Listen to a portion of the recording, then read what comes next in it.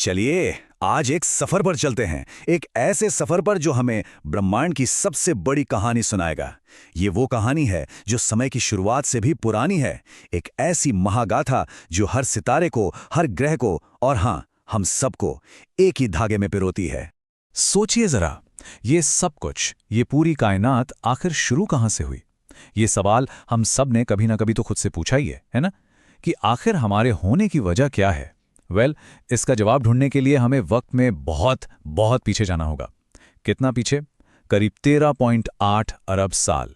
जरा कल्पना करके देखिए, आज से 13.8 अरब साल पहले ये पूरा का पूरा ब्रह्मांड, हर तारा, हर गैलेक्सी, हर चीज जो आज मौजूद है, वो सब कुछ एक सुई की नोक से भी कहीं ज्यादा छोटे, बेइंतहा गर्म और घने एक बिंदु में सिमटा हुआ था। जी हां, एक बिंदु में। और हमारी कहानी बस यहीं से शुरू होती है। तो चलिए अब इस कहानी के पहले अध्याय में गोता लगाते हैं। इस घटना को हम सब बिग बैंग या महाविस्फोट के नाम से जानते हैं। लेकिन रुकिए, ये वैसा कोई धमाका नहीं था जैसा हम सोचते हैं कि कोई बम फटा हो। नहीं, ये असल में स्पेस का यानी खुद अंतरिक्ष का हर दिशा में एक साथ फैलना था। वक्त के सबसे पहले, मतलब एकदम पहले पल में, जिसे प्लैंक क्यों कहते हैं, फिजिक्स के वो सारे नियम जो आज हम जानते हैं वो काम ही नहीं करते थे। सोचिए, प्रकृति की जो 4 मेन शक्तियां हैं, ग्रेविटी, इलेक्ट्रोमैग्नेटिज्म और 2 न्यूक्लियर फोर्स, ये सब अलग अलग नहीं थी।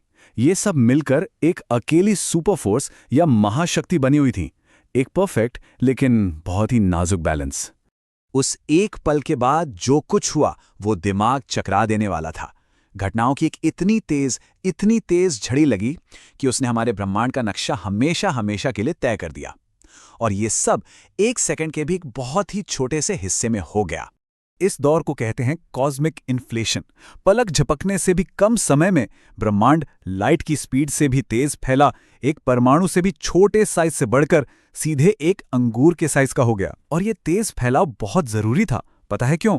क्योंकि इसने शुरुआती ब्रह्मांड की सारी ऊंच नीच को एक तरह से बराबर कर दिया। एक स्मूथ कैनवास तैयार कर दिया जिस पर बाद में गैलेक्सीज बन सकीं। अब जैसे ही ये तूफानी फैला थोड़ा धीमा पड़ा और ब्रह्मांड हल्का सा ठंडा हुआ, तो एनर्जी ने कणों यानी पार्टिकल्स की शक्ल लेनी शुरू कर दी। अब हमारे पास क्वार्क, इलेक्ट्रॉन्स और न्यूट्रिनो जैसे कणों का एक, कह सकते हैं कि एक गर्म खौलता हुआ सूप था। यही वो कच्चा माल है जिससे आज हम और हमारे आसपास की हर चीज बनी है। जैसे जैसे तापमान और गिरा, ये क्वार्क अब बेचारे अकेले नहीं रह पा रहे थे। तो उन्होंने क्या किया? उन्होंने 3-3 की टोलियां बनानी शुरू कर दी और इन्हीं टोलियों से बने प्रोटॉन और न्यूट्रॉन। जी हां, वही प्रोटॉन न्यूट्रॉन जो आज हर एटम के दिल में यानी न्यूक्लियस में बैठे हैं। लेकिन एक बहुत बड़ी दिक्कत थी। हर पार्टिकल के साथ उसका एक जुड़वां दुश्मन भी पैदा हुआ था, एंटी पार्टिकल, यानी मैटर के साथ एंटी मैटर। और इनकी फितरत थी कि जैसे ही ये मिलते, एक जोरदार धमाके के साथ एक दूसरे को खत्म कर देते। पूरे ब्रह्मांड का भविष्य इसी जंग के नतीजे पर टिका था। लेकिन फिर एक चमत्कार हुआ। किसी वजह से जो हम आज तक नहीं जानते, इस तबाही में कुछ बच गया। हुआ ये कि एंटी मैटर के हर एक अरब पार्टिकल के मुकाबले मैटर का एक फालतू पार्टिकल था, सिर्फ एक अरब में से। और यही छोटी सी गड़बड़ी, यही मामूली सी जीत आज हमारे वजूद की वजह है। इसी की वजह से आज हमारा ब्रह्मांड मौजूद है। अच्छा, तो पहले 3 मिनट के अंदर क्या हुआ? ब्रह्मांड अब इतना ठंडा हो चुका था कि प्रोटॉन और न्यूट्रॉन आपस में जुड़ने लगे और उन्होंने पहले एटॉमिक न्यूक्लियाई यानी परमाणु नाभिक बनाने शुरू कर दिए। ये ज्यादातर हाइड्रोजन और हीलियम के थे। ये जो बनाने की प्रक्रिया है ना, इसे कहते हैं न्यूक्लियोसिंथेसिस। ये करीब 20 मिनट तक चली और फिर ब्रह्मांड इतना फैल गया और ठंडा हो गया कि ये फैक्ट्री बंद हो गई। तो इस पहली ब्रह्मांडीय रसोई का नतीजा क्या निकला? नतीजा ये था कि हमारे यूनिवर्स का मेन्यू तय हो गया था। लगभग 75% हाइड्रोजन, 25% हीलियम और जरा सा लिथियम। बस यही वो कच्चा माल था जिससे आगे चलकर हर तारा और हर गैलेक्सी बनने वाली थी। इस शुरुआती उथल-पुथल के बाद ब्रह्मांड एक लंबे शांत दौर में चला गया। ऐसा लग रहा था मानो कुछ हो ही नहीं रहा। लेकिन असल में पर्दे के पीछे एक बहुत बड़े बदलाव की तैयारी चल रही थी। अगले कई हजार सालों तक ब्रह्मांड प्लाज्मा के एक गर्म घने कोहरे जैसा था। सोचिए, आप एक ऐसे घने कोहरे में हों जहां कुछ भी दिखाई ना दे। बस वही हाल था। लाइट के पार्टिकल्स यानी फोटॉन बेचारे आजादी से घूम ही नहीं सकते थे। वो लगातार इलेक्ट्रॉनों और न्यूक्लियस से टकराते रहते और इसी वजह से पूरा ब्रह्मांड अपारदर्शी था। और फिर बिग बैंग के करीब 3,80,000 साल बाद एक टर्निंग पॉइंट आया, एक ऐसा पल जिसने ब्रह्मांड की कहानी को हमेशा के लिए बदल कर रख दिया। हुआ ये कि ब्रह्मांड आखिरकार इतना ठंडा हो गया कि इलेक्ट्रॉन न्यूक्लियस के चक्कर काटने लगे और पहले स्टेबल एटम बन गए। इसे रिकॉम्बिनेशन कहते हैं। और जैसे ही ये हुआ, मानो किसी ने स्विच ऑन कर दिया हो। लाइट के पार्टिकल्स, फोटॉन्स, पहली बार आजाद हुए और पूरे ब्रह्मांड में फैल गए। और पता है, सबसे कमाल की बात, वो पहली रोशनी, वो आज भी मौजूद है। हम उसे देख सकते हैं। इसे कॉस्मिक माइक्रोवेव बैकग्राउंड या CMB कहते हैं। ये बिग बैंग की सबसे पुरानी गूंज है, या यूं कहें कि हमारे ब्रह्मांड की पहली तस्वीर। और इसे पहली बार 1964 में इसी एंटीना ने पकड़ा था। अब रोशनी तो आजाद हो गई थी, लेकिन एक अजीब बात हुई। ब्रह्मांड एक अंधकार युग या डार्क एज में चला गया। क्यों? क्योंकि रोशनी पैदा करने वाला कोई था ही नहीं। ना कोई तारे थे, ना कोई गैलेक्सी, बस हाइड्रोजन और हीलियम के ठंडे विशाल बादल थे जिन पर ग्रेविटी यानी गुरुत्वाकर्षण बहुत धीरे धीरे अपना काम कर रहा था। तो अब सवाल ये है कि इस घने अंधेरे से रोशनी का पहला दिया कैसे जला?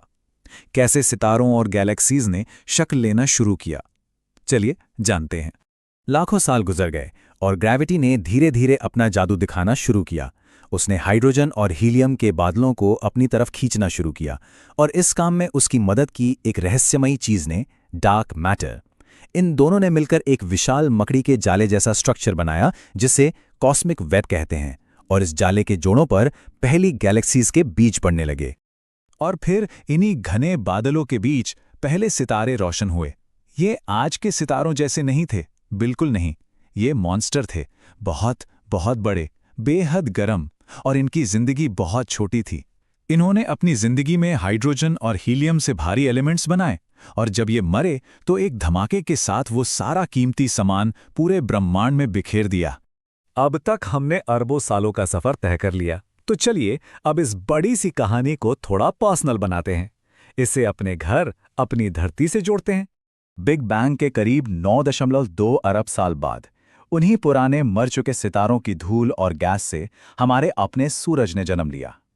इसके ठीक बाद करीब 9.3 अरब साल पर उसी मलबे से हमारी पृथ्वी बनी। और फिर इस छोटे से नीले ग्रह पर करीब 9.9 अरब साल बाद जिंदगी ने पहली सांस ली। तो अगली बार जब आसमान में तारे देखें तो एक बात जरूर याद रखिएगा, हमारे शरीर का हर एक एटम, लोहे से लेकर कैल्शियम तक, वो सब कुछ उन्हीं पुराने मर चुके सितारों के दिल में बना था। ये सिर्फ कोई कविता नहीं है, ये एक साइंटिफिक सच्चाई है। हम सचमुच में सितारों की धूल से बने हैं। ये कहानी, ब्रह्मांड की ये कहानी अभी खत्म नहीं हुई है। ये तो हर पल लिखी जा रही है, हर पल बदल रही है। और हम इस विशाल कॉस्मिक ड्रामा के एक छोटे से लेकिन सोचने समझने वाले हिस्सेदार हैं। तो सवाल बस इतना सा है कि इस शानदार कहानी में हमारा अगला चैप्टर क्या होगा?